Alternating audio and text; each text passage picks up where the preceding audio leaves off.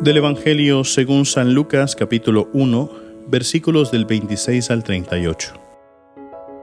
En aquel tiempo el ángel Gabriel fue enviado por Dios a una ciudad de Galilea llamada Nazaret, a una virgen desposada con un varón de la estirpe de David llamado José.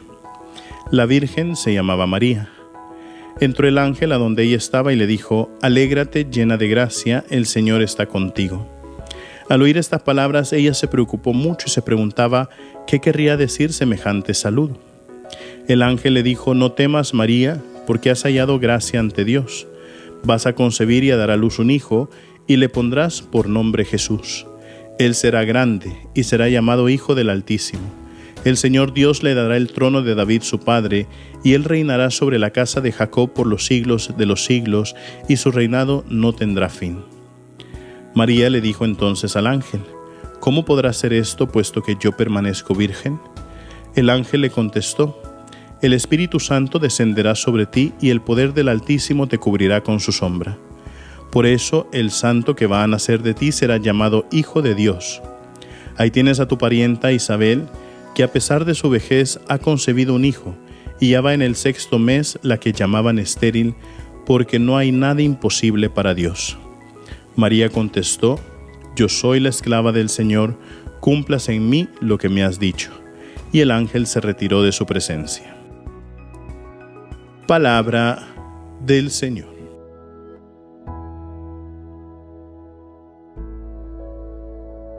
Queridos hermanos, este evangelio que acabamos de escuchar de San Lucas, yo creo que es el evangelio que más se lee a lo largo del año litúrgico. Yo creo que a nosotros hasta casi que nos lo podemos de memoria, este evangelio. Es más, si yo le pregunto a cualquiera de ustedes que nos está escuchando, nos está viendo, ¿cómo es el relato de la Anunciación? Seguramente me van a poner a explicar: María estaba en un jardín, o María estaba en una casa, y en eso pues hubo un destello, apareció el ángel y le empezó a anunciar, ¿no?, que iba a ser la mamá de Jesús, y le explicó cómo iba a ser, que iba a concebir por obra y gracia del Espíritu Santo. Es decir, aunque no me den los detalles hasta el último detalle, pero seguramente la historia la podrán contar, ¿verdad? Y eso es porque es uno de los evangelios más especiales que nosotros tenemos en toda la Escritura, porque es el evangelio del anuncio del nacimiento de nuestro Señor Jesucristo. Pero hay un detalle que a veces nosotros no le ponemos atención. El día de ayer nosotros estábamos escuchando el anuncio de Juan el Bautista y cómo el ángel Gabriel lo anunció a Zacarías mientras él estaba en lo más profundo del templo, en el lugar más santo del templo. Y cuando Zacarías cuestionó al ángel Gabriel, entonces el ángel Gabriel deja mudo a Zacarías y dice: «Por no haber creído mis palabras, quedarás mudo hasta que todo esto se cumpla». En cambio, con María es distinto. Con María, cuando cuestiona al ángel, el ángel viene y le explica, no el por qué o el cómo es que ella queda embarazada. Y entonces una vez me hicieron la pregunta: ¿por qué Zacarías queda mudo cuando cuestiona al ángel y María no? Sino que al ángel, es más, hasta le explica a María, ¿verdad? El cómo, ¿verdad?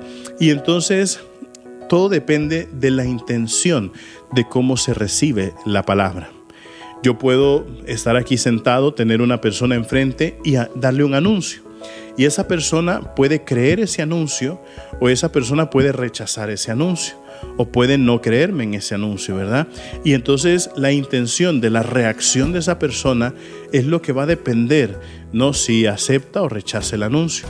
Entonces, en el caso de Zacarías, nosotros vemos cómo el ángel le anuncia esa buena noticia, pero él se mantiene dudoso, ¿no? Y dice: ¿y esto? ¿Y cómo, verdad? ¿Y cómo? Si ya estamos viejos, ya no podemos, ya no tenemos fuerzas. Entonces, ¿cómo va a ser eso, verdad? Entonces, ahí mismo se nota esa duda o esa falta, ¿no?, de fe.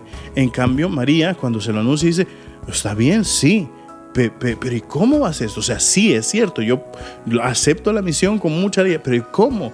No, o sea, en esa misma alegría que María tenía en haber recibido ese anuncio, es que le pregunta al ángel en su alegría cómo es que lo va a tener, ¿verdad? Entonces, por eso, queridos hermanos, cuando nosotros recibimos una palabra por parte del Señor, es tratar de recibirla siempre como lo hizo en el corazón de María, ¿verdad? El corazón de María recibió esa palabra con muchísima alegría, porque cuando el ángel le dijo, alégrate, explota, llena de gracia, ¿verdad?